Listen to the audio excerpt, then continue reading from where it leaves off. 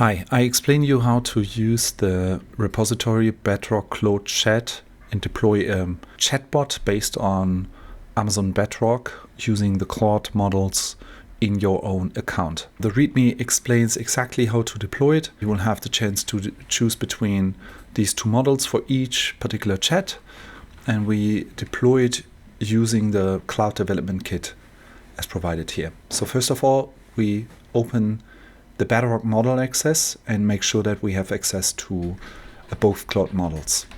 So let's go to the AWS console. Let's open Bedrock. We go here to model access. The moment the Claude model is already granted access to me, but I also want to make sure that I have access to Claude Instant. I save the changes and now access is granted. As a next step, I will set up a Cloud9 environment. You can also use your VS Code environment, whatever you prefer, to actually deploy the application. So I use Cloud9, it's just a web IDE, and I use this for deploy Bedrock Claude Chat. And I want to make sure that after 30 minutes it's switched off so I don't create any cost. To make sure we can deploy the chatbot using Cloud9, I need to go to the EC2 instance and make sure that the volume size is 100 gigabyte. With that M5 large instance that I selected in the setup process, it usually comes with a 10 gigabyte volume size, which is too small for our use case here. So I increased it to 100. Now I open the IDE. Cloud9 is now opening. Fantastic, here we go. Now what I do here in the terminal is just copy this git clone statement, copy it into the shell, and now I am cloning the repo. I have now the full code available here on my machine. I can review the code. Now I move into the CDK folder and install my dependencies. With Cloud9, npm is already installed. I need to run npm CI. So everything is installed now. Now I need to configure access to my AWS account. Since I'm running in Cloud9, I can ignore that step.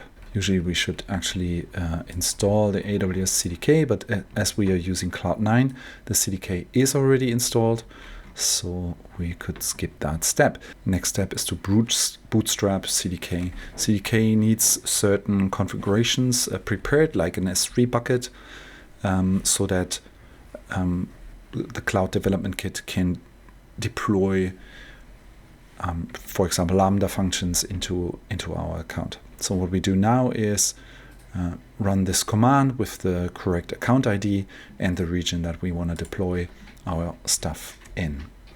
So let's run this, and the account ID and the region that I want it in is EU Central 1. So let me bootstrap that. We've done that. But now we need to look into the CDK JSON and provide the right information there. Open the CDK JSON. Important are the last few lines. Where is the Bedrock region that we want to use? In our particular case, we want to use EU Central 1. And in my particular case, I want to deploy it on my website here.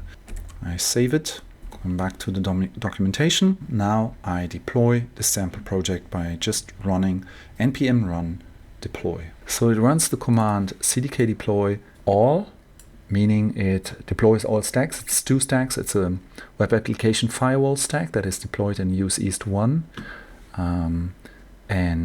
This is for the IP restrictions to deploy those. And then it deploys the chatbot stack. Before it deploys, it actually does it pre-deploy.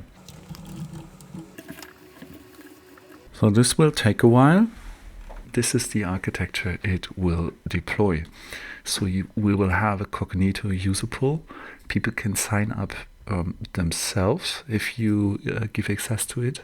At the end, you will have a URL that looks like this here, a CloudFront URL. And be aware that that URL will be accessible by the world. So that's something to consider, but you can change that. There are two things you might consider changing. I've not changed them now for this deployment, but here, if you want to restrict the IP addresses who has access to it, there's actually a web application firewall in front of the CloudFront distribution, meaning you can restrict the IP addresses that have access to this CloudFront distribution to this chat, basically. And you can also disable self sign up.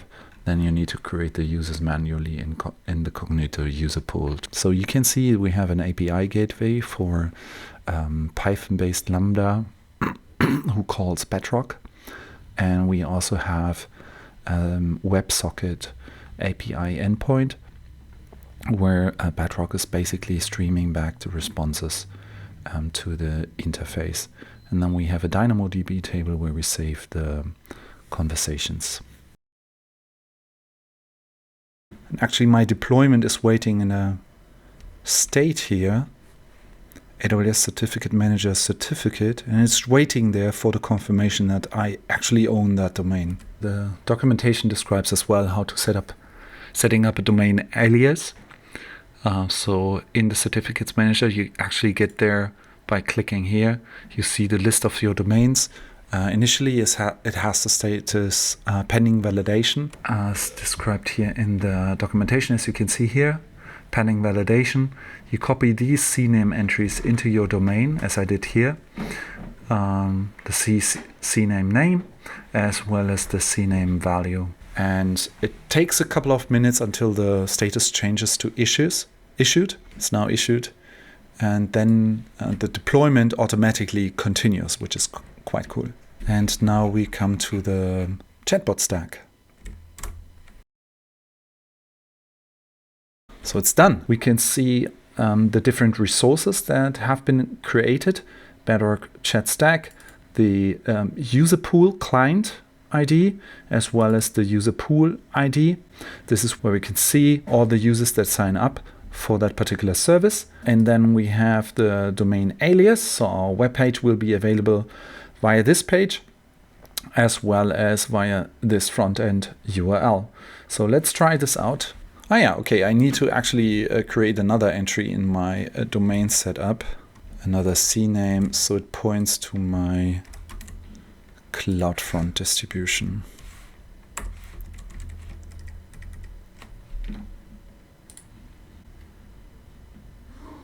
So here we go. Bedrock Claude Chat works now. Let me create an account with my email address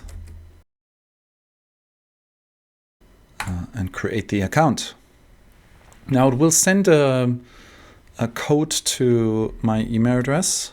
I will copy in the code on confirm. And here we are. I have a running instance of my chatbot using Bedrock and Claude. I can use two different models, Claude Instant or Claude V2. Let me go and ask Claude V2 a particular question.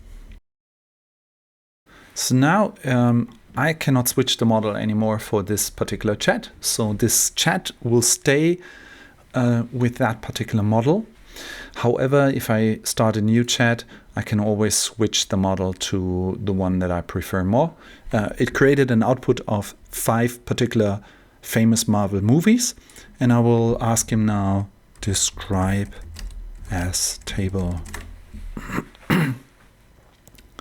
And now it's a table, way more, it's nice, it's in a much nicer structure. So works fantastically, but let me copy that initial question and see what Claude Instance output will be.